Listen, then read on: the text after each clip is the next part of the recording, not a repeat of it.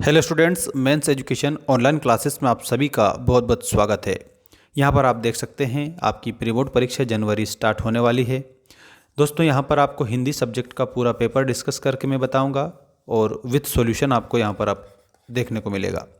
एक बात सभी स्टूडेंट्स ध्यान रखिएगा, यहाँ पर आप सभी के लिए हिंदी सब्जेक्ट के नोट्स उपलब्ध हैं, तो आप सभी को याद रखना है, जिसकी लिंक मैंने डिस्क्रिप्शन में दे दी है। यदि आपको पीडीएफ फॉर्मेट में सारे नोट्स चाहिए वेरी मोस्ट इम्पोर्टेंट क्वेश्चंस के, तो आप नोट्स परचेस कर सकते हैं। लिंक मैंने डिस्क्रिप्शन में डाल रखी है।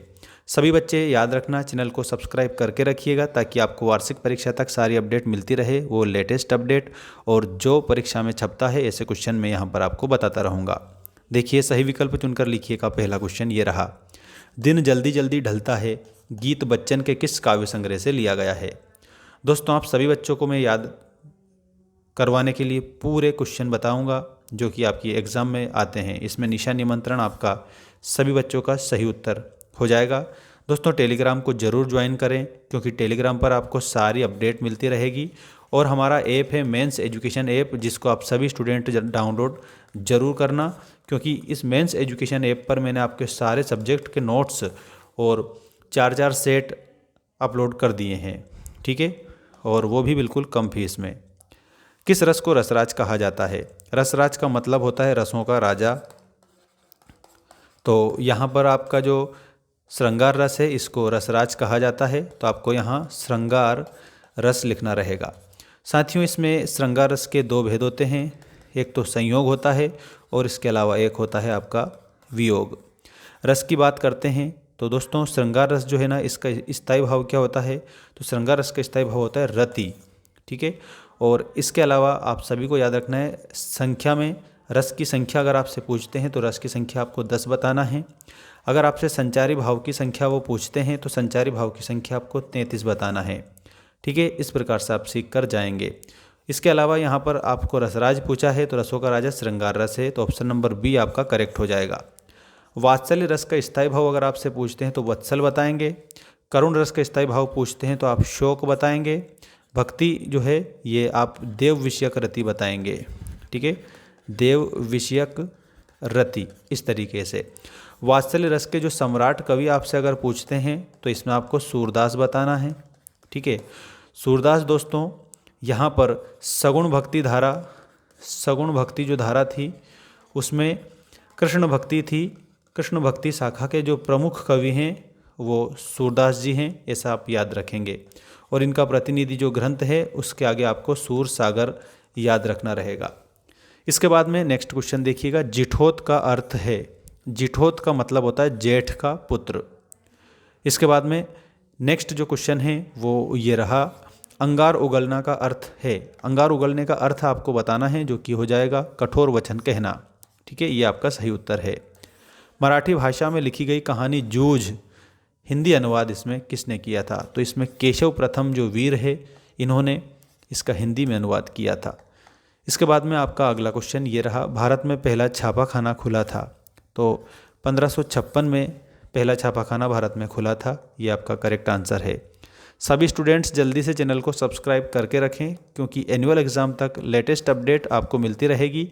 और यदि आपने कोर्स अब तक आपका परचेस नहीं करा है, नोट्स परचेस नहीं करें, तो जल्दी करें, क्योंकि फिर पढ़ना भी तो है आपको।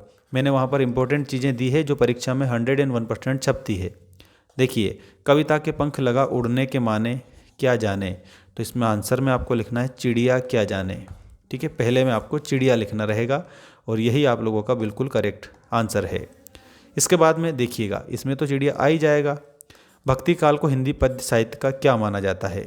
तो भक्ति काल को हिंदी पद्य साहित्य का स्वर्ण युग माना जाता है, जो कि स्वर्ण युग यहाँ दे रखा है।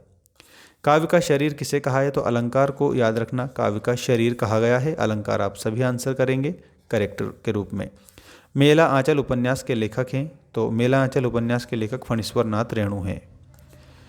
वाक्य में किसी बात को साधारण रूप से कहा जाता है? तो जो विधिवाचक वाक्य होता है उसमें साधारण रूप से कहा जाता है किसी भी वाक्य को। यशोधर बाबू मूल रूप से कहाँ के रहने वाले थे? तो मूल रूप से ये कुमाऊं के रहने वाले थे, तो आपको कुमाऊं याद रखना है।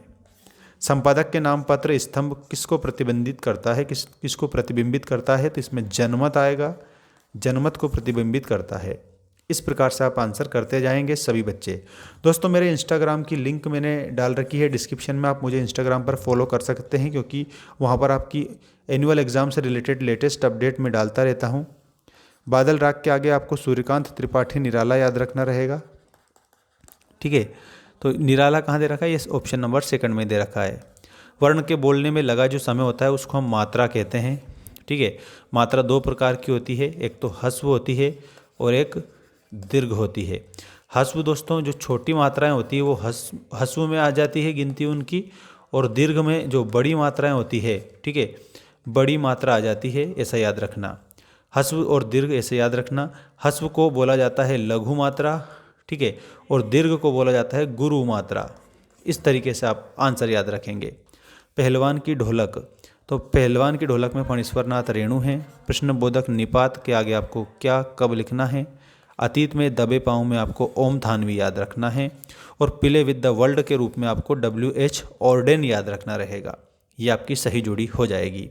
इसके बाद में सही जोड़ी के बाद आप देख सकते हैं निम्नलिखित प्रश्नों के उत्तर एक शब्द एक वाक्य में लिखिए। विप्लव का वीर किसे कहा गया है, तो दोस्तों इसमें आपको लिखना है क्रांति के बादल को विप्लव का वीर कहा गया है।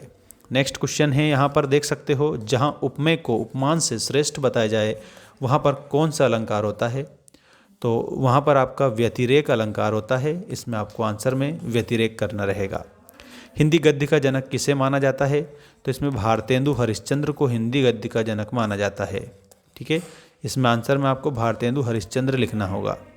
भारत का संविधान निर्माता किसे कहा जाता है, तो डॉक्टर भीमराव अंबेडकर को भारत का संविधान निर्माता कहा जाता है, तो आपको भीमराव अंबेडकर उत्तर लिखना रहेगा।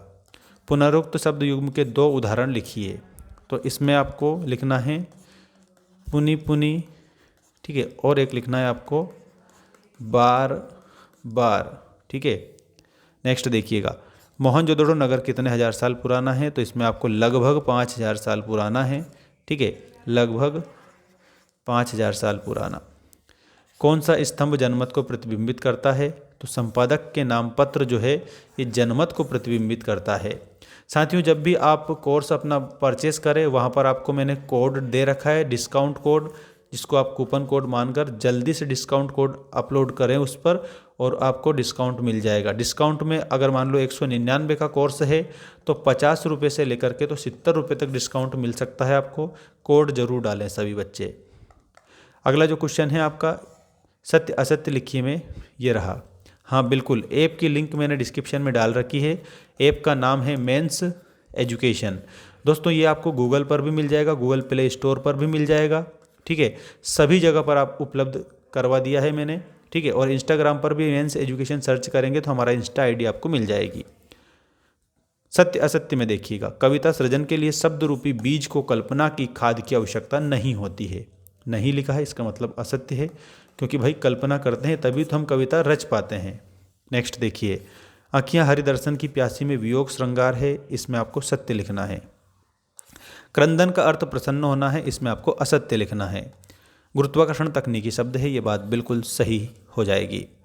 नेक्स्ट है, कविता के साथ खेलते हुए लेखक आनंद यादव को 2 बड़ी शक्तियाँ प्राप्त हुई थी, ये आपको इसमें आंसर सही बताना है। उल्टा पिरामिड शैली को 2 भागों में बांटा है, इसमें आपको असत्य बताना है, क्योंकि जो उल्टा पिरामिड शैली है उसको 2 भागों में नहीं 3 भागों में बांटा है, जिसमें आपका एक तो आ जाता है इंट्रो, इंट्रो के बाद में साथियों आपका बॉडी आ जाता है, और बॉडी के बाद में आपका एंड आ जाता है। इस तरीके से 3 भागों में बांटा गया है उल्टा पिरामिड शैली को, और ये समाचार लेखन की शैली होती है, तो आपको ऐसे भी याद रखना है समाचार लेखन की शैली के रूप में इसको। ठीक है, ऐप डाउनलोड कर लेना सभी बच्चे।